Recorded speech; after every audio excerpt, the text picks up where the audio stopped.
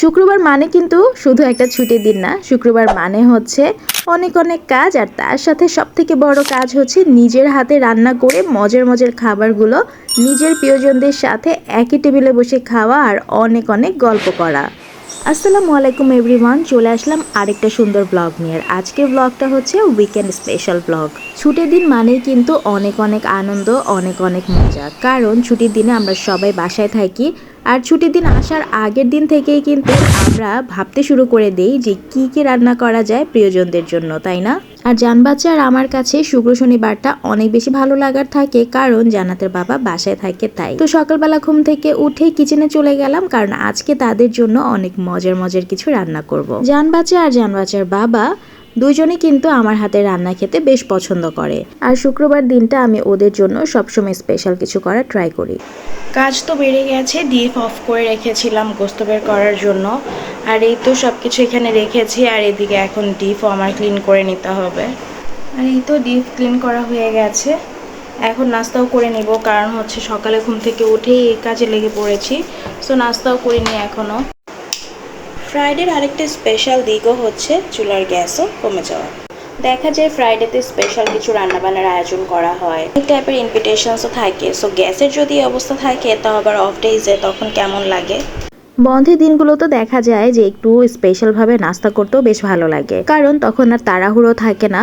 তো আজকে ভাবলাম যে মজা করে কফি বানিয়ে খাই, আর তার সাথে আমাদের বাঙালিদের মোস্ট ফেভারিট ব্রেকফাস্ট, সেটা হচ্ছে ডিম ভাজি, পরোটা। যদিও একটা জিনিসের কমতি আছে, সেটা হচ্ছে কোনো ধরনের ভাজি, বাট গ্যাসের যে অবস্থা তাই ভাজি আর করতে পারিনি। পরোটা আর ডিম ভাজতে অনেকটা সময় কেটে গেছে, আর আজকে ভাবলাম যে না, আর নিজেকে কষ্ট দেয়া যাবে না, আজকে একটু মজা করে কফি বানিয়ে খাই।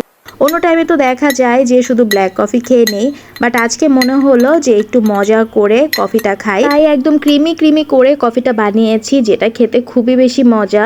সো নাস্তা করার পরে একটু রিল্যাক্সে বসে নিজের মন মতো করে কফিটা খেয়ে নিলাম। ব্রেকফাস্ট তো ডান, এখন রান্নাবান্নার কাজেও নেমে পড়তে হবে, কিন্তু প্রবলেম হচ্ছে গিয়ে গ্যাসের অবস্থা অনেক বেশি খারাপ। এখন কিভাবে রান্না করব সেটাই হচ্ছে চিন্তার বিষয়। রান্না তো করা যাবে, বাট একটু লেট হয়ে যাবে আজকে লাঞ্চ করতে। রান্না বান্না স্টার্ট করে দিয়েছি, গ্যাসের অবস্থা তো খারাপ সেটা বললামই। আর এই যে সব মশলা এবং হচ্ছে পেঁয়াজ কুচানো সব কিছু নিয়ে রেডি আছি। আর আজকে হচ্ছে গিয়ে বিফ একদম ছোট ছোট পিস করে আলু দিয়ে একটু টক ঝাল মিষ্টি করে রান্না করব। তার সাথে এই যে চিকেনও নিয়ে নিয়েছি, চিকেনটা একটু সাদা করে রান্না করব, কোরমা টাইপের, আর সাথে পোলাও রান্না করব। সো রান্না বান্না তো চলছে এদিকে, আর যে গ্যাসের অবস্থা, গ্যাস এতটুকুই, এর বেশি না। সো এই গ্যাসেই রান্না করতে হবে এখন। চিকেনের জন্য এই যে টক দই দিয়ে দিয়েছি, আর হচ্ছে দুধটা পরে দিব, যেহেতু কোরমা টাইপের করব দুধ তো দিতেই হবে। আর তাছাড়া হচ্ছে হালকা একটু মরিচের গুঁড়া দিয়েছি, এর জন্য একটু লাল লাল হয়েছে, বাট কোরমাতে মরিচের গুঁড়া না দিলেও চলে।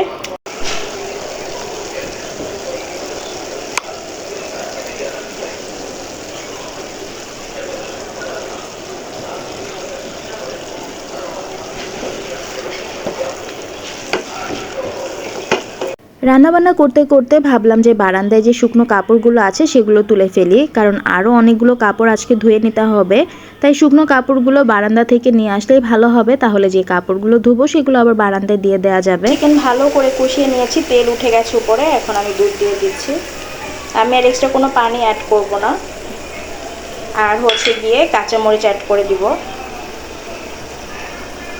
কাঁচামরিচ আমি বেশ কয়েকটাই দিচ্ছি, কারণ যেহেতু ঝালের পরিমাণটা মরিচের গুঁড়া কম দিয়েছি।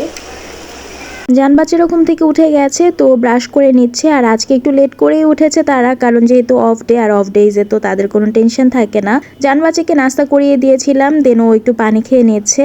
আর ও কিন্তু তারপরে আবার ড্রয়িং করতেও বসে গিয়েছিল, আর তার তো আর্ট করতে অনেক বেশি ভালো লাগে। তো এখন নিজের কাজ নিজে সব গুছিয়ে রাখছি। এদিক থেকে মেয়েটা মাশাআল্লাহ অনেক লক্ষ্মী, যা দিয়ে খেলবে বা যা করবে সবকিছু আবার নিজে থেকে গুছিয়ে রাখে। ওর বাবাকেও বিদায় দিয়ে দিল, ওর বাবা তো নামাজে চলে গেল। ওকেও বললাম যে তুমিও তাহলে এক কাজ করো, শাওয়ারটা নিয়ে নাও। ফ্রাইডে স্পেশাল চিকেন কোরমা ডান। দেখতেই কিন্তু খুবই আমি লাগছে, আই হোপ খেতেও মজা হবে। আমিও এই ফাঁকে রান্নাবান্না সব শেষ করে শাওয়ার নিয়ে নিয়েছিলাম, আর এই তো বিফটাও সার্ভ করে নিলাম, তার সাথে সালাদ কেটে নিয়েছি, আর তো আছে গরম গরম পোলাও। সো আমি এখন টেবিলে সবাইকে খাবার সার্ভ করে দিচ্ছি, কারণ অনেকটা বেলা হয়ে গেছে, জান্নাতের বাবাও চলে এসেছে, আমারও সব কাজ শেষ হয়ে গেছে। তো ভাবলাম এখন একসাথে বসে লাঞ্চটা করে ফেলি।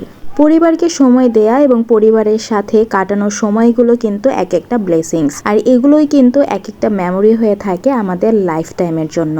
আর বাচ্চাদের সাথেও অনেক গল্প করা, তাদের সাথে অনেক কিছু শেয়ার করাও কিন্তু অনেকটা জরুরি। এতে করে তারাও কিন্তু অনেক কিছু বুঝতে পারে, শিখতে পারে। আর সব থেকে বড় কথা হচ্ছে তারা ছোটবেলা থেকে পরিবারকে এবং বাবা মাকে ভালোবাসতে শেখে। বাবা মারা তাদের জন্য কি করছে এবং বাবা মার কতটুকু কষ্ট হচ্ছে তারা কিন্তু সেটা উপলব্ধি করতে পারে।